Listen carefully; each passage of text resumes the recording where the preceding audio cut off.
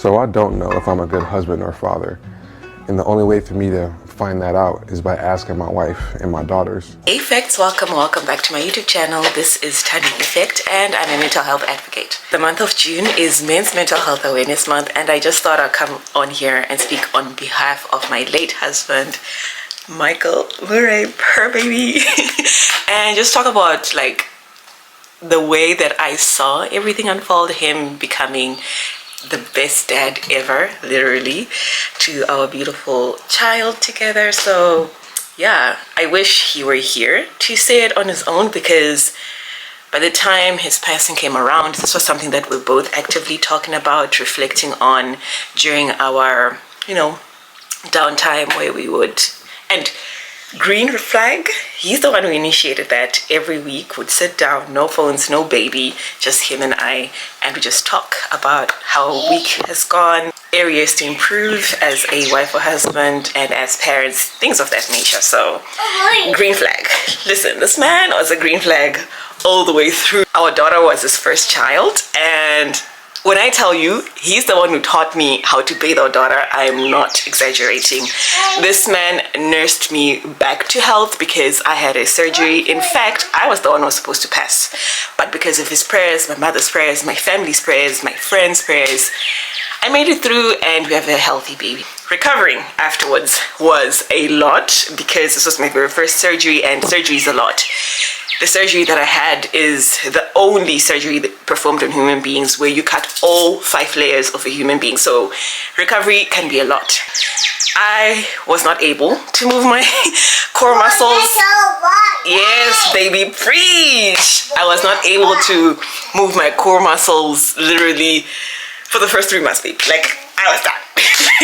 I was no longer a waist warrior. Like, it was gone. And there were times that he would literally have to lift me off the bed, put me back in bed, bathe me, feed me, and he literally just took on all the roles around the household because we split chores. He was a firm believer in, you are my wife, you're not my help.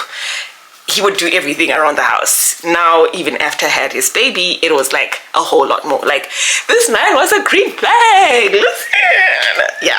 Also, I kind of feel like, not even kind of, I feel like his death was as if a library just burned down, because he was very knowledgeable on a lot of things. There's some things that we spoke during Pillow Talk, and baby, Pillow Talk. My enemy, my ally. If you don't know that song, we can no longer be friends. Purr. Anyway, so things that we discussed during Pillow Talk, I'm just a firm believer it should never leave the pillow. Purr. But there's some things that I just want to share. Please don't be mad. But yeah, he was very gifted in a lot of things, and some of these things that he didn't even want to share with people, but because of his aura, because of God's calling upon him, people would just draw to him and come and talk to him about these things. And also, he literally prepared me for a lot of major debts and losses that I went through, because he would foresee it coming. He would be like, hey, this person's about to pass and we should probably pray for them that, they have a good crossover and stuff like that. So yeah, he was very gifted. And sometimes he would just start talking as if we're chatting, and it would be the most heaviest things that you've ever heard in your life. And I'm like, and it's like, oh, but there's nothing to worry about. God is already sorting it out. Like, he was just the best. The spirit just moved me to ask him, this is a lot. You're literally cleaning the house, you're cooking, you're bathing myself and my daughter, you're making sure that everything's running. How is your mental health, And then he would share, like, yeah, it's very difficult because on top of everything that I have to do to take care of you and the baby and the household, I also have to leave and go to work and come back. So I kind of feel like I don't have enough rest. And it's not that I'm complaining or anything, but I'm just so tired. And even like the very final days, the days he was ill, I would struggle. Like I mentioned, I had a surgery, so I would struggle to bathe our daughter and, just do basic things. He was a very selfless person, in the sense that even when he was very ill, like in the last days, he would have so much empathy because, my surgery, recovery and everything wasn't easy to do, like even the most basic things. So then he would be like, I cannot wait to get better so that I can start helping you. Like, this man was just an angel. Yeah, so I don't know what moved me per se to just ask him how he was doing as a dad.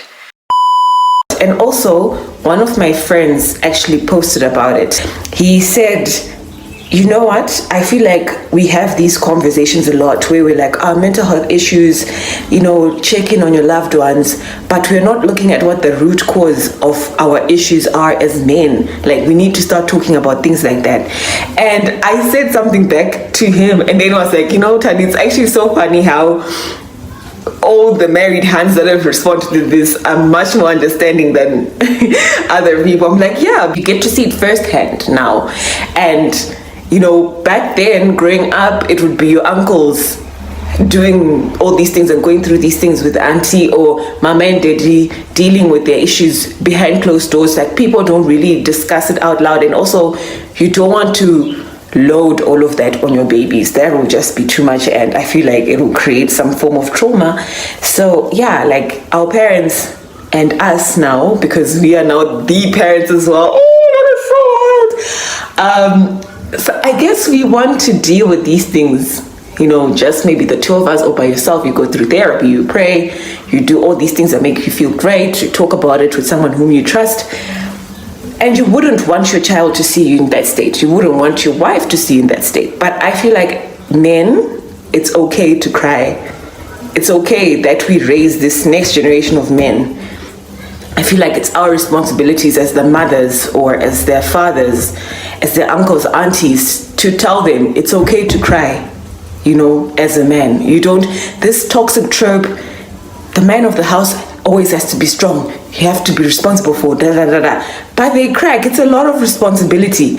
I actually had this chat with my hubs the other day as well, and I'm like, yo, I'm going through this matrescence phase, you know, just coming from being single to auntie and then becoming a wife and then us having a daughter now. And I can't even imagine what it must be like for you as well, because look, I went into labor. You were the one who was running around, making sure that I'm okay, communicating with people. I came back home with our baby. You took care of us. Literally, guys, there were days I couldn't get out of bed. He would lift me out of bed, bathe me, feed me, make sure I'm okay.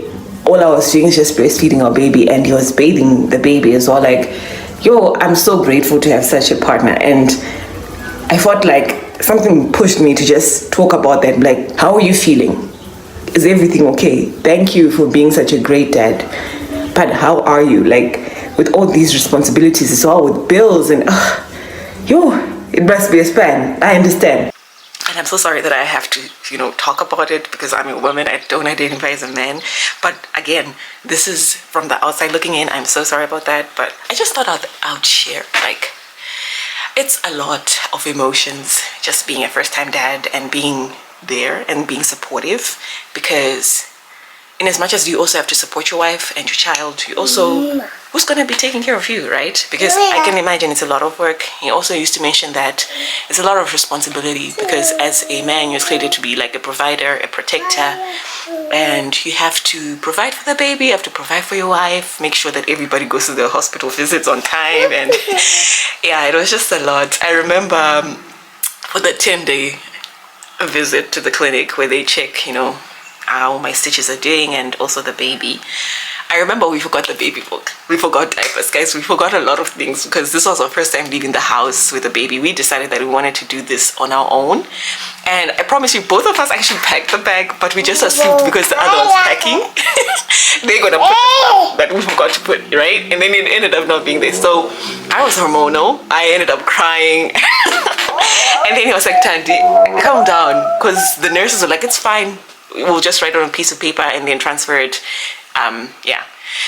And then the diapers, Mike made a friend, like as usual. He used to make friends everywhere we went. And then the friend also brought his wife, and then the wife was like, oh, I've got diapers, here you go. Like, everything was sorted. So he was like, I don't even know why you're making a huge fuss about this. Like, I understand you're hormonal, but like, don't cry. Like, he always used to reassure me that everything's okay. I appreciate him for that, because I can imagine it's also a very stressful situation, because you know you packed the bag. I know you could be thinking, oh no, and no questions can arise like, oh, am I going to be able to take off this baby if I not even pack like diapers? as the man, as the dad in the house, it's just like, yeah. And I know he was a person who was very selfless in the sense that he always wanted to make sure that person with their charger, I don't like loud cars, like, and they always do that. You start having these questions, I suppose, like, if I cannot do these simple tasks, am I gonna be able in the long run, you know? But I'm just here to reassure you that you're doing great.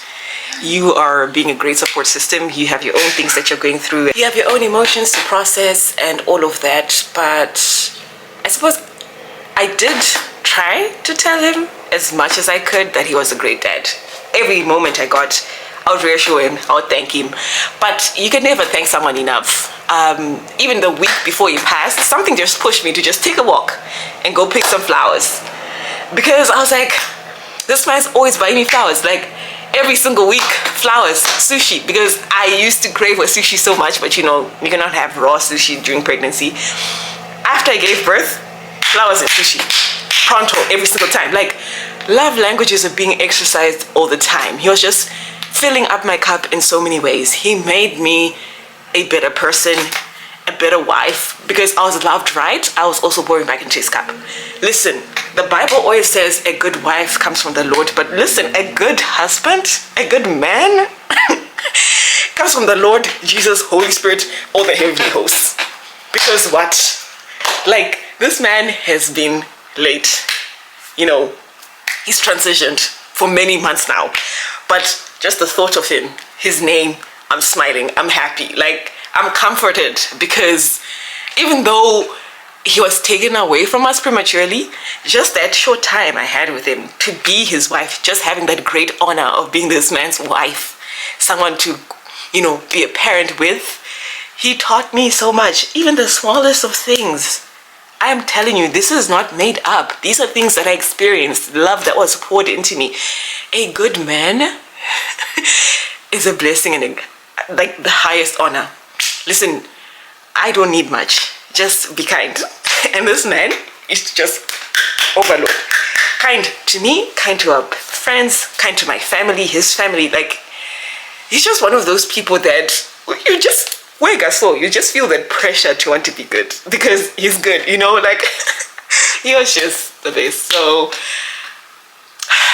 yeah, I just felt like I had to share this. As a woman, you're told that you're supposed to be the nurturer, right? You're supposed to know how to take care of this baby. But this man, take his baby, bottle feed her. You'll be like, hey, sleep at night, pump milk, so that I wake up at night and give this baby and change her diaper.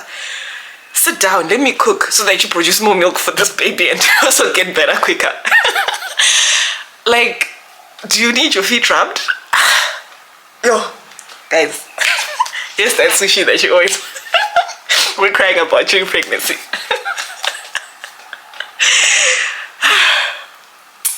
What a good man. A good father is a blessing. I just sometimes get so sad. I remember there was a eulogy that was given by one of his very good friends at his funeral before he left South Africa. And this man was like, I'm so sad to have lost my friend, but I'm even more sad that his child who grew up without a father figure. I just wept. I remember just pushing my head back, weeping, blacked out. Don't remember seeing anything. Listen, that whole weekend I was just fainting and collapsing, child. Like, I was like, my other half, they've ripped out my heart and ran away with it. I don't even know how I'm still here. That was just the state I was in. But for real, that man would have been such a great impact on the next generation. I wish he had just written down,